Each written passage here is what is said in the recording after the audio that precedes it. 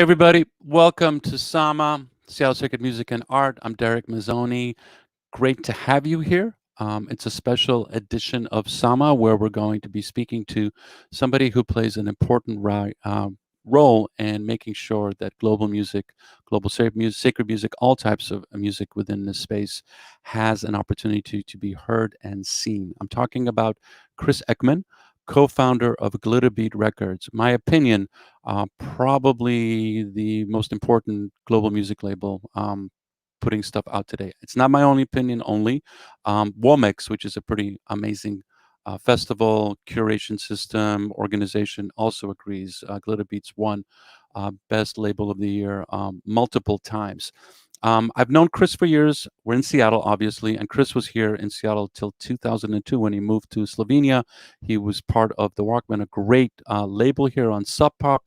And he was here at an interesting time in Seattle, where it was a small town. It wasn't like the hub of technology and I guess technology, coffee, food culture per se. And now it has grown, and he played a part in that and saw the transition and more awareness of the city. The reason I'm bringing this up is that Chris decided to. We'll find out exactly why he decided to found Glitterbeat, but he's been traveling. He was spent a bunch of time in West Africa. He discovered all of these phenomenal artists that just didn't get a chance to be heard or seen at a particular time. Now there are less gatekeepers, and a lot more of these artists have an opportunity to share their work. But we're dealing with a situation where there's more than ever before. So curation, editing, not as in cutting, but as in selecting, plays a more important part than ever. He's a fascinating person. He's a producer, musician, does soundtracks. This guy does it all, and it's great to have him here on Sama. Hey, Chris. Hey, Thanks for being here. Yeah, my pleasure. Nice to connect with Seattle also. Thank you. You've always got a home here. You know that. I do know that. So you're in Ljubljana in Slovenia. Let's talk about that right now, because we're living in an interesting time. Obviously, I always start the show with that, but there's no other way that I can say it. It's very true. It's an interesting time. But in COVID has an upsurge, and now they're shutting everything down in Europe. What's life like for you right now? It's changed radically in the last week. We were kind of one of these. It's a very little country. It's 2 million people, but we were one of, you would see even in things like Wall Street Journal, Slovenia, the COVID miracle and things like that. Mm-hmm. We had a very successful mitigation of it, I guess, in the springtime, and we opened up. We even had shows. I played shows over the summer. Your guests next week, Shiram, they played shows over the summer. There was a lot of small stuff going on, but the autumn has been pretty brutal. We've have about 12, 15 times the amount of cases we had at the peak in April at the moment. So it's really gone from really kind of sort of this bubble, paradisal bubble, to really full on chaos. What the hell are we doing? Got it. Yeah, it's not going well. But so we're locked down, not completely. People are still going to work. You're encouraged to work from home, of course, but we have a curfew now at 9:00. This show will take me right up to the curfew. Mm-hmm. We were talking about different technical things that would have been nice for me to have on my end. I was planning to buy them all, more or less last minute, but all the shops have been shut since Saturday, and so we're approaching 1 week of that. Yeah, I mean, I guess we've been down this road. It's really unfortunate, but we're here. Which leads me to this question that I wanted to ask you. It's like, okay, so you founded Glitterbeat. You were in Seattle. You were in an Americana band, but you went to West Africa. You were part of the desert, the festival in the desert, yeah. and I'm trying to draw parallels to people who have traveled in third world countries, developing countries, to where we're dealing with right now. Because if you're in Mali, you just can't go to the store and get what you want. There's you just can't go to an ATM. There's things have it's a different way to live. It's like, am I going to be okay if I eat this food? Is this water okay? You always have to think this. We're not at that point right now, but one of the things that I'm trying to drive with Sama is to always never give up hope, because Yes. as human beings, we survive and sometimes we thrive in difficult situations. And if you look at artists, if you look at people in places such as Mali as an example, they can deal with turmoil. For a long time, Mali was a this wonderful, calm country surrounded by conflict. Now, of course, it's in the middle of conflict, but the people there are still, they're hopeful. They're still working, and they're using technology in a really interesting way, where it's like, everybody gets a cheap Chinese phone and they're able to send stuff via WhatsApp. I'm getting stuff sent to me directly from artists right now. It's like, it doesn't have to go through, like, the classic Yeah, yeah, gatekeepers before it yeah. gets to me. It's great. It's great. But one of the things that it's just like, when you said, like, I can't get this stuff. I was going to, I can't right now. Um, uh, you know, it's important for people to think about this in a context of, like, this humanity as a species has gone through a lot of stuff. In the West, it's been a cakewalk. It's been like, now World War II, not so much. But now it's, I'm thinking if this is an opportunity for us to kind of connect with people in other places, because knowing that we can all, this can happen anytime. And we all kind of like need to start looking at refugees as an example, Yeah. people that are fleeing horrible conflicts per se. Open up your hearts to these people. Open up to the humanity of what's going on, and just don't be a dick about it. You know what I mean? Well, there's a lot of that. No, I think you do experience that. I spent months in West Africa over a period of years, and it does make you reconsider a lot of things. When you see that. But one thing that comes out of it is, I always, even in the darkest times, there was a sense of resilience and hope, as you pointed out. And I think that's, it's hope there is, it's not a luxury, it's a necessity, because the situation is, so stacked against you that you really have to find, this motivation somewhere. And yeah, it's I remember Damon Albarn from Blur. He said something I thought was pretty prophetic many years ago, and it becomes even more so now. He said on his first trip to Bamako, he at first, felt like, you see street vendors and people literally living on the street, maybe not sleeping there, but they're there all day long, well into the evening, well into the night. People, really hustling, very desperate situations. Mhm. And then you see brand new, like, BP gasoline stations right next to them. And he said he couldn't decide at first if he was looking at the future or the past, but he said in the end he concluded that he was looking at the future of the West. That this was not, that they were not so much going to transform in these countries to the point that they were like us, that we were probably more going to devolve into a situation that was more similar. Maybe not as radical. It will take more time, but I don't think it's a dilettantish view of it. We see, in some ways we see this panning out at the moment. Yeah. We were very ill-equipped to deal with this. I remember I was in Bamako when they had a brief scare about Ebola, and how they mobilized, it was unbelievable. They had these hand sanitizers at bars. That was the first time I ever experienced that. They had temperature thermometers, these ones you walk into at the airports. This all happened in about 48, 72 hours. There was no big, political discussion on, what is this a public health crisis or not? It's just boom, let's do it. Yeah. Yeah. So yeah, I think we have a lot to learn from places where they have faced these kind of situations far longer than we have. I totally agree. And but it's interesting because it's like the propaganda that we're seeing right now from these countries, from current administrations, is to dehumanize them. They're the other. Yeah. They're and we work in music, and music is a really interesting space where you feel the the emotion from what that artist is creating and is sharing with you, the story that's going on there, and that circumvents that propaganda that you're getting. We could talk about this forever, but I want to get a little more information about you because we're here talking to Yeah. you. Tell me, what got you into music? What was the thing? I got into music really young. I guess it was Beatles records. Late, Classic. I'm 60 years old, so this was, let's say, 68, 69. I was already listening to music.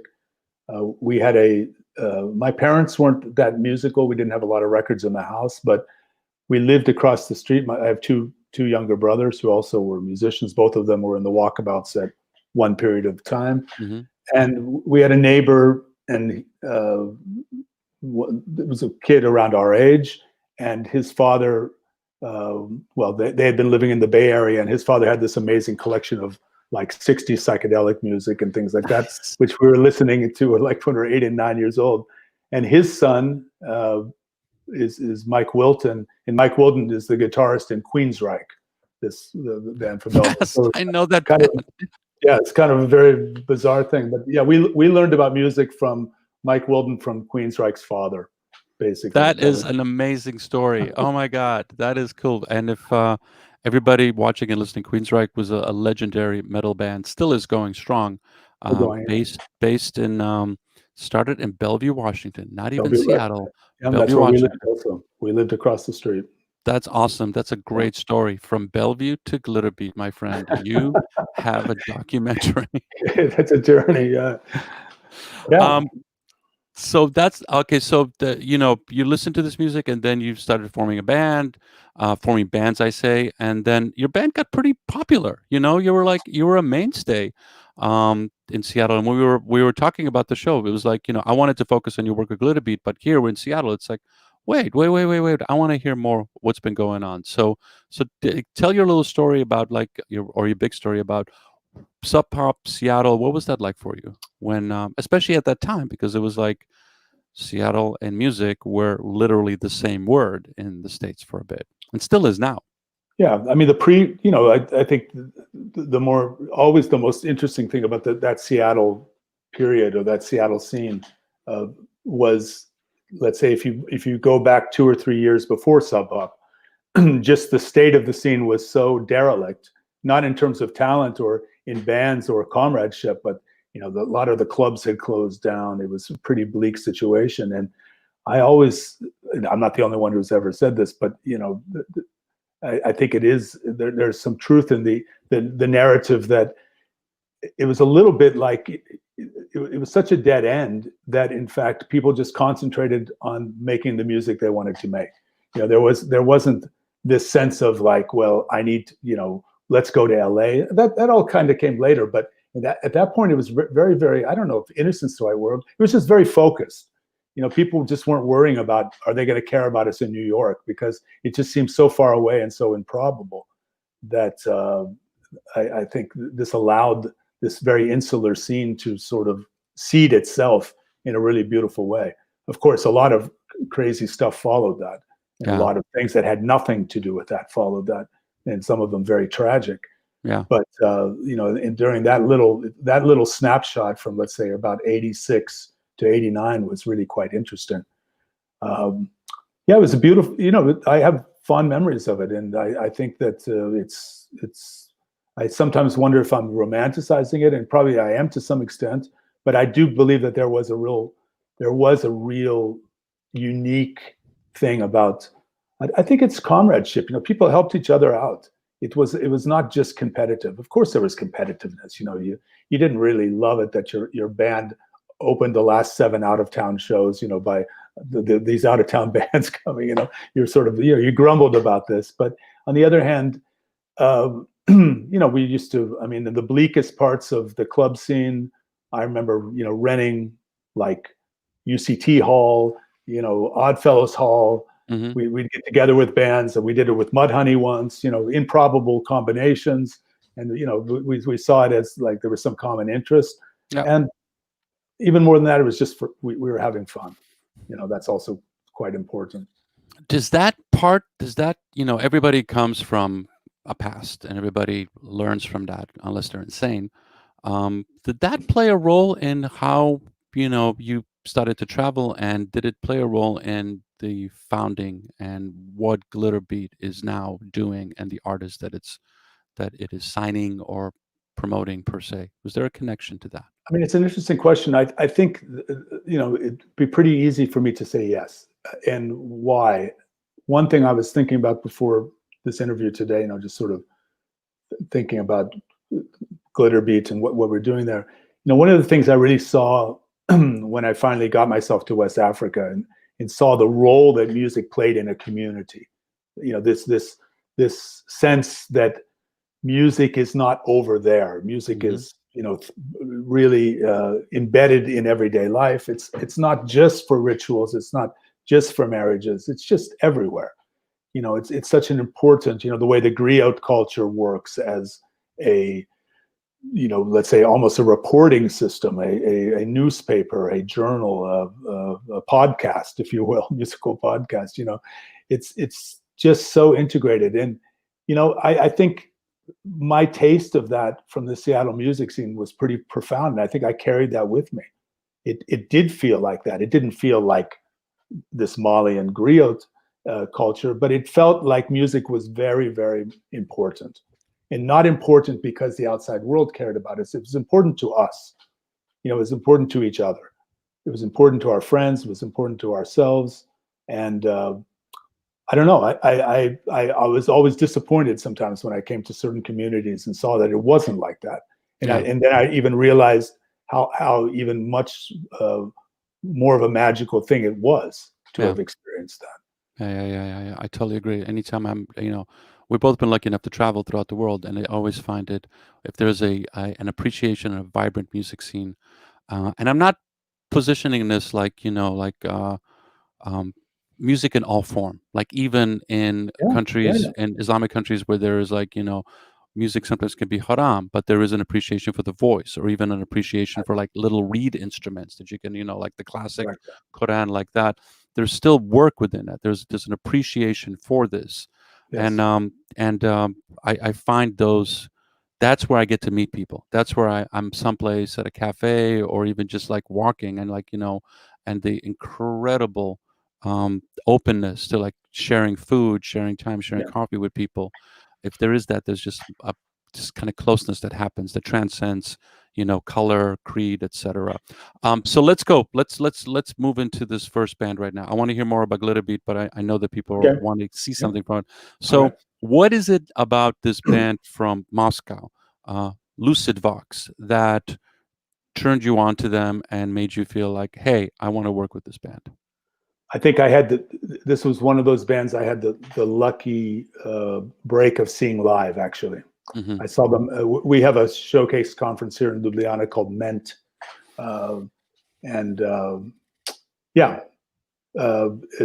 They were playing in a really small club, and I came in, and it was just electrifying. I mean, I always really believed in bands.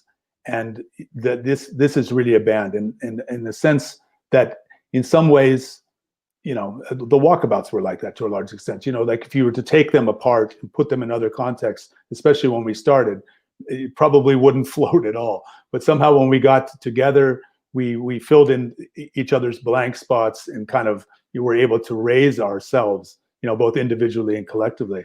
And Lucid Vox is a great band like that. I mean, they literally learned to play to be in this band. It's like they have no experience playing outside of this band.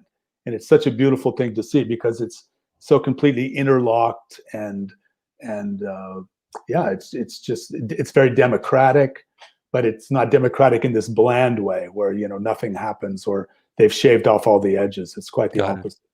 Was that also did the Walkabouts form to be the band, or was it more organic? Just curious. Yeah, we did. We were like this. I mean, that was going to be the only band I was ever going to be in. I mean, I expected to go back. I expected to go back to grad school in about 9 months after we started. It was never really going to be a band that was going to last for 20 or 25 years like we did. So in a way, I learned how to play being in band, how to be a musician in the Walkabouts. And I think to a large extent, all of us did. You know, even members that came later, like Terry Moeller, the drummer. She came after we had been playing for about 5 years, but she had experience. I mean, she was a great drummer even then.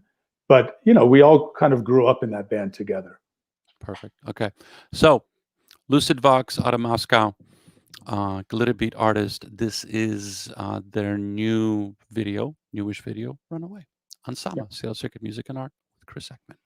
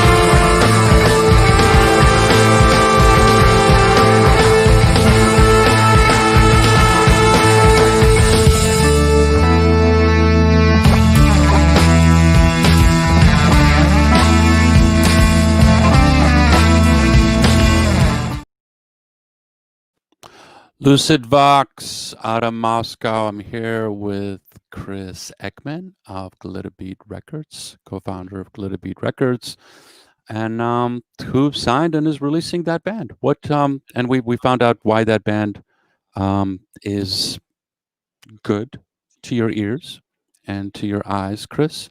But is there a particular like motif that you work with when you're when you're looking for bands? Because the range of artists on Glitterbeat is pretty broad. You know, Yeah, it seems to broaden even. It's, yeah. I mean, I started the label in 2012 with my partner, Peter Weber, who at that point owned we had been friends for years, but he at that point also owned another record label. And so we kind of started it under that umbrella. I mean, our original concept was really quite simple. I mean, we had been working on these records in West Africa, Tamikrest, Dirtmusic, Lobi Traore, Ben Zabo.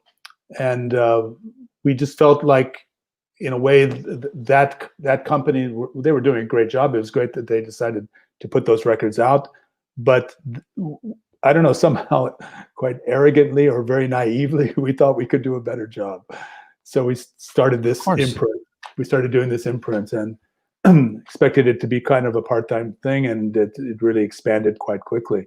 I mean, our original, let's say, motto was vibrant music from Africa and beyond. It was a very ambitious motto because we didn't have any music from Africa. We just had music from Mali. So there's only one country we were releasing music from, and we had no idea what the beyond was. So that sort of started to take shape later. And Lucid Vox would fall into the beyond, that's for sure. And Shrom and others, but it's been you're finding these artists, and that's half the battle. Is where are they? Because right now, and it's also kind of weeding through, because you and I kind of came up when there was like particular labels, record stores, even like CD compilations and things like that. You know, we're old enough to know how music kind of evolves, but kind of killing itself. Like, it's like we did this thing and that gets destroyed, and now we're in this really interesting space where there's more available than ever before. Like literally, my inbox is 100 a day. Same with yours. How do you find the things that kind of bubble up? And knowing that in this age right now of streaming, that it's like literally, with Spotify is just one example.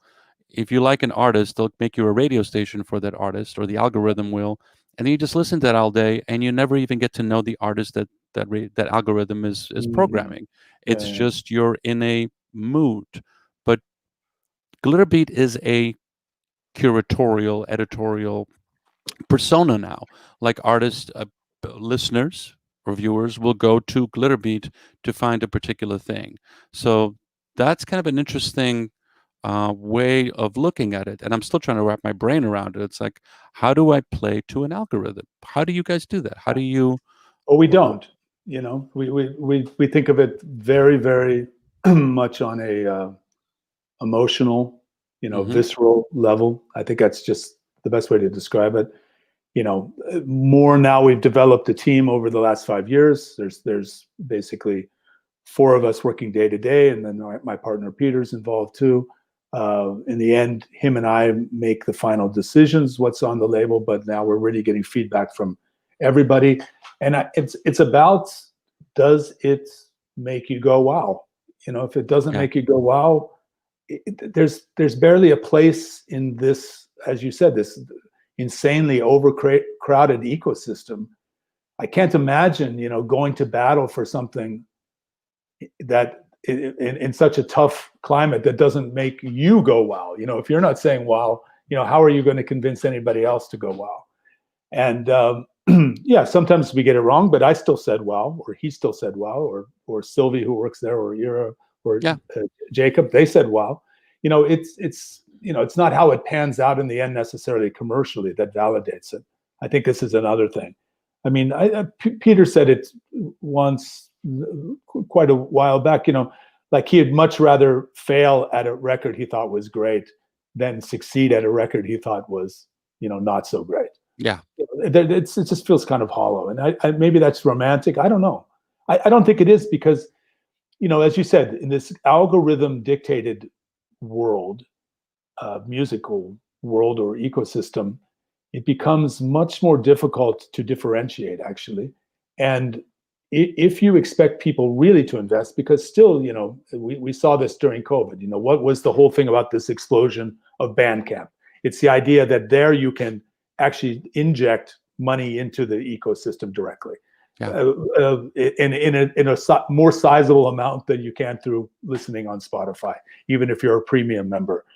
And I think this started to gain some traction and some understanding about music fans. And if we want people to do something more than just sign up for Spotify and stream for free, buy an LP, buy a CD, buy a download, we need to give them something that they're going to go wow about. Yeah. That they have to feel that enough of a connection, enough of a drive to take that extra step. And it's not about whether it's cool or not cool. It's about, do you want to interact with this music again?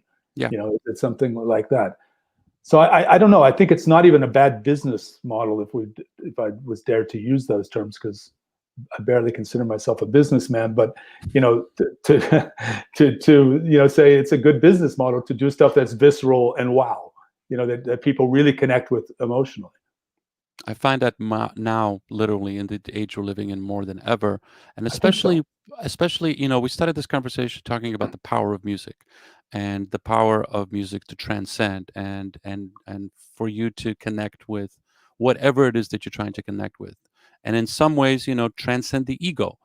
So like, what are these artists? What are these expressions from different parts of the world that can help you do that? You could have anything like Gnawa, where it's actually like, this song will actually help you deal with depression. Like, you take Prozac, this actually is this music that helps you do that. And here's a 1,000-year-old history of it, showing you how it works. Down to like, I want to keep listening to these artists. I like who they are. I like Lucid Vox. I want to know more about them. I want to spend time with them. I want to wear their T-shirt. I want to, I want to support them via Bandcamp and whatever. And it is a way to make a relationship, especially now where relationships are hard. And relationships are even harder because, we talked about this before, but in the West, it was like, especially now, it was like bad, and then it got better. And then it's bad again, it got better. Now it's like bad. Oh, wait, it's worse. Oh, wait, it's going to be even worse now before it gets better. And music and these artists, and especially artists where that kind of come from a different perspective and kind of like make you feel interesting. Like when you're dancing in a nightclub and you're dancing to a song you never heard before, you're dancing in a different way. Or like the analogy I use, like, and you at these festivals that both you and I have gone to, is like when you see a band for the first time and suddenly they start playing and everybody in that room falls in love with each other. Like, there's just something that happens with that.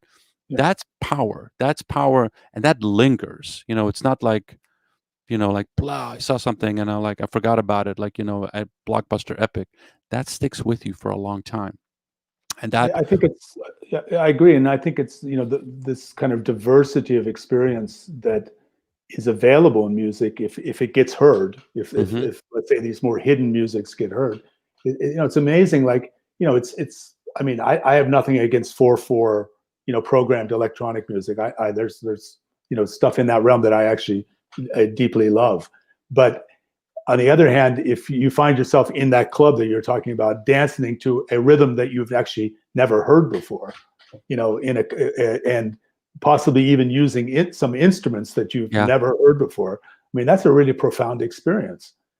And that does make a bonding, I think, with people when they've had that, and it does take you somewhere else, and it does open your mind, which is, what the best music I think should be doing. Yep. So you're also, I talked about this when I introduced you. You're a producer, and you're doing soundtracks. So you're deep into this space, and I want to play this next video of an artist that I got a chance to interview at Womex in 2015 in Budapest. This is Aziza Brahim, and you produced this record. So I'm going to tell me first, like, what took your relationship with her from I'm running this label, we're going to sign you, we're going to release this record, to like, hey, I want to produce this. I've got an idea for this sound.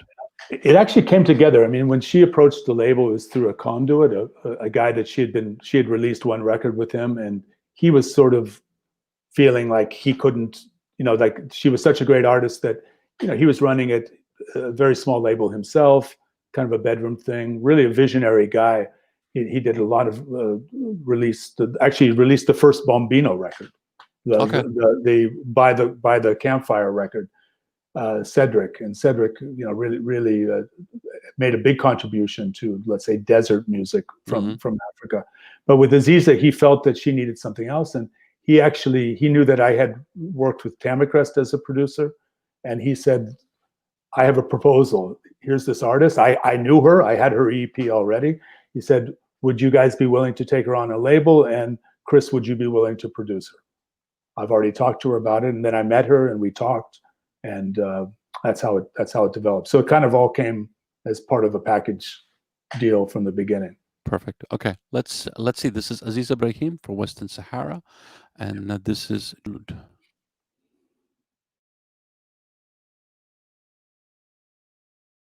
Un, dos, tres, dale.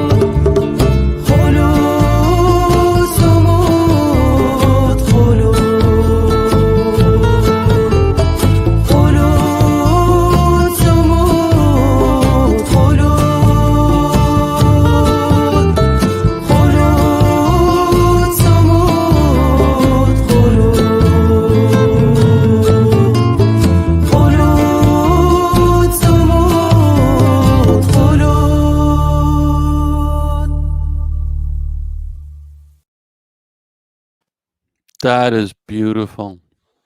Aziza Brahim, I fell in love with her the first time I got a Mm. chance to see her, and her story is fascinating. So, we're here with Chris Eckman. This is Sama Seattle Circuit Music and Art, co-founder of Glitterbeat Records, which put out that record. He also produced it.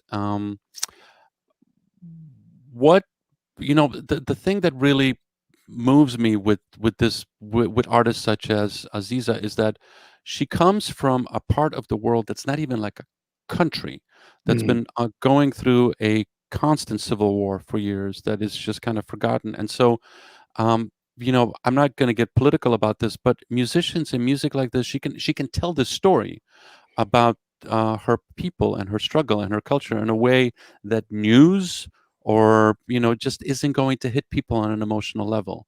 It's just this. It's one of these things that happens with these kind of art forms, specifically with music, is that people really start feeling for what they're going through and might do something to make their lives better.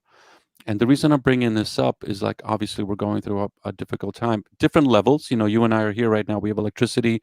We're not at a point Sure. right now where there's no food in the shelves or anything like that. But I'm always curious, as Sama started in March with COVID, is that, like, what can we do to get people closer together? What can we do to get people to kind of like see each other as we're all in this together, and we have to be together to deal with climate change, to deal with injustice, the BLM movement globally, Black Lives Matter movement globally, and for you guys and gals to start Glitterbeat plays a part in that, because we were just talking about 4/4. You can make a crap load of money releasing just preset electronic dance music. You're taking a risk here with this, and you're even taking a bigger risk because she's not singing in a language that's part of the classic colonizing languages: French, English, Spanish. It's like you got to be a romantic fundamentally to do this stuff.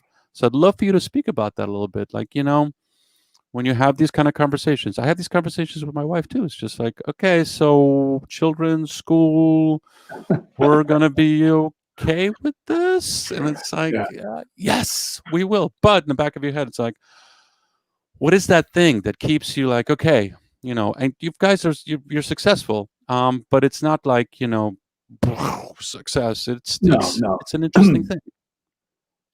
I don't know. I think, back to where you started. I think one thing is, how what can we do in these times to bring ourselves together? And an artist that you and I talked about before we started this tonight, from Pakistan, Ustad Sami. Hmm. He has this great line that singing is listening, and I think that's it's this dichotomy.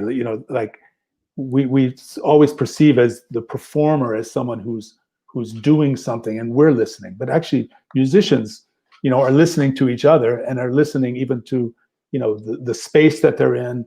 And I think this idea of listening is what is in terrible short supply in I think all of our cultures. And it's true in Slovenia, it's true in Seattle, it's true under our semi-dictator Janis Janša.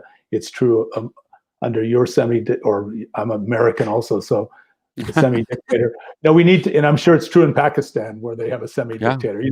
It's all the same, and the problem is we are in great danger of losing this ability to listen to each other. And I think an activity like music, especially immersive music, that gives us a space to connect. It's not just telling us what to think all the time.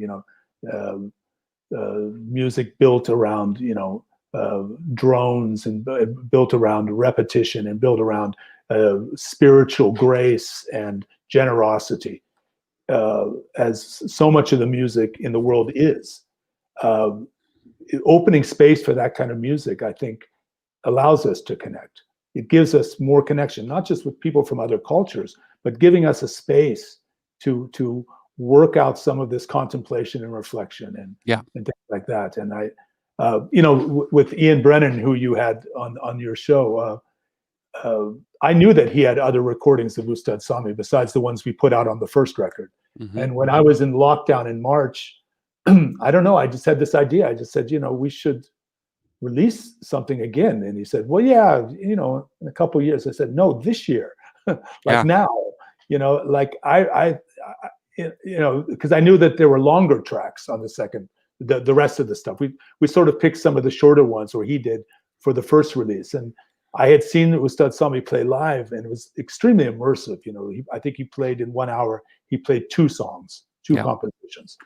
And I just felt like, okay, one thing that this you know, rather you know, deeply unfortunate situation we find ourselves in, what it does give us some space maybe to slow down, maybe to reflect, and having art that also reinforces that is also, I think, an important element to it. Yeah, completely. And especially for somebody like Ustad Sami, and he represents a particular culture, and there's a nuance to what he's going through. Like, he's talking about pre-Islamic music. He is, you know, he's got a bunch of people pissed at him, and he's holding on to this tradition. And when you hear him live, it's transcendent. Like, you know, he's doing stuff with his voice that's just like, what just happened? Those are 52 notes that are manifesting here. But he's not an opera singer. He's not in the frame of like the classic system where you kind of like know what to expect, which is great. It's lovely. I love opera. I love that. But it's no, it's a different thing. It's a different experience. It's a different experience. He represents something, and he brings in a particular, like with Sama, it's Seattle Czech Music and Art. He represents the art form. He brings in the backstory, like, you know, a whole range of things which are stunning and so different than what we're used to. And so it's an opportunity to learn, but learn in a really nice way. We're going through this right now. My kids are homeschooling, as often are. They're bored out of their mind. You know, they're like, school is just the hard stuff, the learning. I'm not spending time with anybody. I'm not really exploring. And the same, this is a weird analogy, I apologize for that, but it's the same with Ustad Sami. It's just like, with this music, you're learning so much more about this culture. Your life is so better by experiencing this. It's kind of like when you discover a new cuisine. You're like, I can never go back to this. This has just blown my mind here. There's so much there. There's so much potential there, and people do connect with that. And I think this leads me to where this whole thing started in Mali with bands such as Tamikrest. You know, what is it that made desert music so freaking popular? You know, and I'm on it. I'm asking this to a lot of people because, you know, I've seen different waves of global music, world music, work their way through. You had the Brazilians, then Buena Vista. Suddenly, everybody's playing Cuban music of a particular time. The ability for desert music from West Africa, be it Tinadoen, Bombino, Tamikrest, they just Fatma Diarwa. You know, they're able to hold on. They're able to get booked for huge festivals. They're selling out places like even in Seattle, which is so far away from Mali. You know, the further you can go is Alaska. To your experience, what is it that keeps that thing flowing? What is it about that? I think in a lot of ways it's. I mean, it's well. Let's start with maybe even the most obvious. It's amazing music. You know, it's stuff. It has an incredible power to it, and I think it hits people on a very physical level, and I think emotional level. And one of the reasons I think it works better than, let's say, some musics, you know, for example, you know, gamelan music from Indonesia, which is quite complex. It's not that there's a dumbed down simplicity to Tuareg desert music. It's the opposite. It has such an openness to it. It's a sophisticated openness. And this invites people into it in a way, at least invites our Western ears into it, maybe easier than some things. And it's, you know, it makes no, you know, when you really talk to musicians like Tinadoen or Tamikrest, Bombino, you know, they see themselves as part of this rock lineage, actually. That, you know, this is not something that was, you know, merely imposed upon them.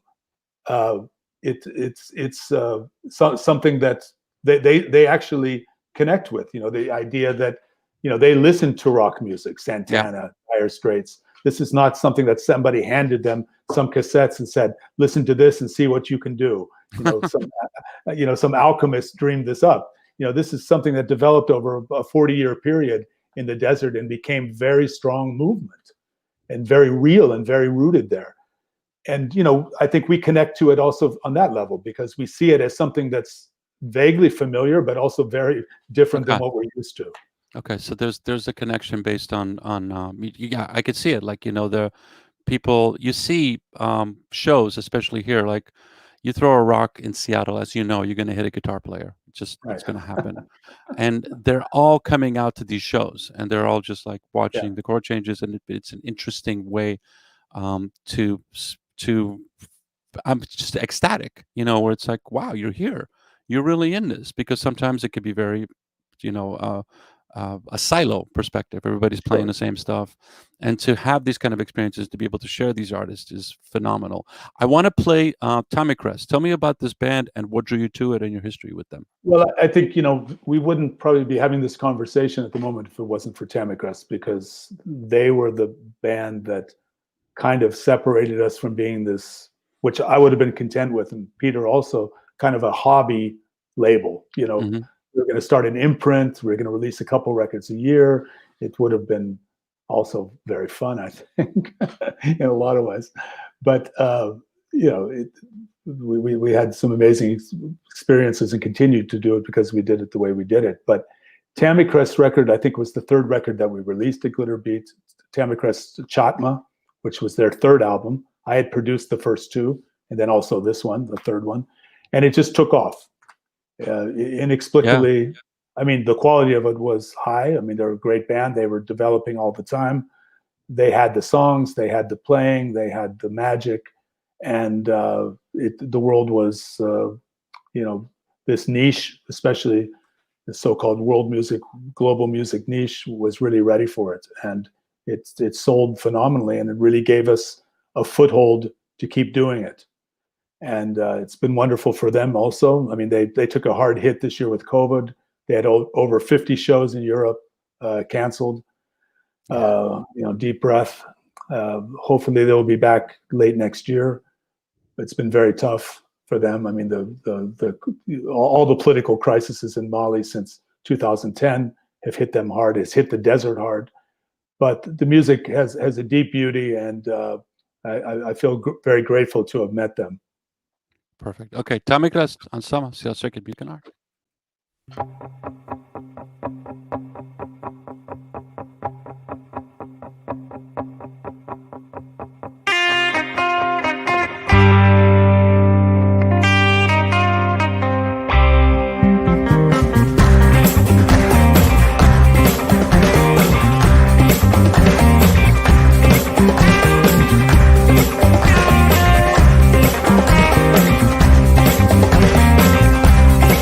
Terre et dommage,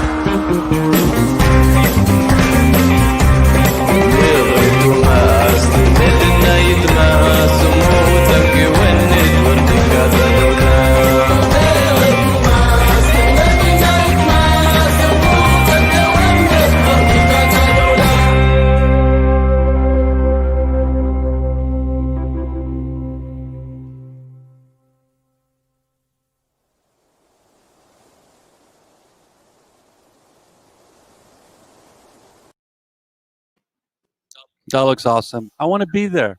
Me too, Fundamentally. right now. Yeah, be great. Back when we could go places. Tamikrest. Yeah, well, you don't have to be quarantined for 14 days to get special. We'll get there. We'll get through it. Chris Eckman, co-founder of Glitterbeat Records. This is Sama, Czech Republic Music and Art. I'm Derek Mazzoni. Let's do a little bit of business. You guys have a bunch of stuff coming up in November. You've got the Israeli, Iranian singer / actress Liraz record coming out. That's out on the 13th of November. Yep. 13th of November. Okay. What else? First of all, everybody who's watching right now, go to Bandcamp, Glitterbeat, download these artists' work. Yes, you can stream, but it's a completely different relationship. Please download it. Get their. It's great. It's great. The T-shirt you're wearing, you will love, and everybody go like, "What's up?" Once you get outside of the house and people get to see you. What other releases should we know about that are coming out tonight at midnight? Also, your midnight, ours, same time. We have a 3-song digital EP coming out from the Turkish, wonderful Turkish singer, Gaye Su Ekyol. Oh, she's awesome. Yes, perfect. So that's a 3-song digital only release. It'll also be at Bandcamp. We don't do a lot of digital only, but she also, had a fertile time during the lockdown, and she just wanted to release some music, just get it out really fast and immediate. So she's got a pretty wild video that she's got attached to it, and that all gets debuted tomorrow. Perfect. Okay. We're looking forward to seeing that. A quick thing that I wanted to ask you. Europe is going through some really interesting times, and you're seeing these like, how do I describe it? Almost like retro future manifestations of Anatolian rock, or huge bands like Grunge out of Austin doing Thai and Zimbabwean riffs. And so from a generational perspective, this is stuff that would have been impossible to sell when it was just record stores or labels. But right now, it's blown up. I sound like such an old fart. The kids today, they love this shit, and they're finding it through streaming, and they're like, these bands are doing well, and you can see, that they're doing well. But they show up on podcasts, they're showing up on KXP, they're showing up on Tiny Desk and NPR and other places. This is stuff that like 20 years ago would have been like, yeah, that's interesting, that's ethnic, or it's like whatever it is. What's your take? What's going on? I think it's just like you said. I mean, we have the band Alten Goon. We don't have them for America. They're on ATO Records in America, but in Europe, we release them through Glitterbeat. I mean, also the same. It's a very international, global connection. I think it's the good side of globalism. Yeah. This ability to hear, things from everywhere. It becomes, I think cultural appropriation is always a worthy conversation to have, but it's also almost, we're not keeping pace with that. We're kind of transcending into something else where it's very democratic and it's very consent oriented. It's a two-way conversation that's happening from all over the world. It's bands from the Sahara downloading rock music from Brooklyn. It's bands in Brooklyn like $75 Bill, taking guitar lessons in Mauritania and adding extra frets to Shay's guitar and doing something that's just crazy. I played $75 Bill once I was DJing in Paris, and these 3 Moroccan kids came up to me and go like, where in the Sahara is this music from? They were just so blown away. And I told them it was from Brooklyn. They just freaked out. They each came up with their cell phone and took a picture of my digital playlist. Yeah. I think this is the good side of it. We know the bad side of globalization. I mean, it's deep and it's terrible, but there's another side where it's about connection, and that's a byproduct that we don't often celebrate enough, and we need to celebrate it more. And we need music that embraces that, and we have it. We don't have to create it. It's there. It's out there. Perfect. Chris, thank you so much. This is awesome. We will see each other inevitably soon. Maybe it's one. I'm going to send you a text about a couple of things we talked about earlier. Okay. Yep. Let's do it. So hold on for a little bit. Hey everybody, thank you so much. big shout out to April and Vinita, and be well. Bye.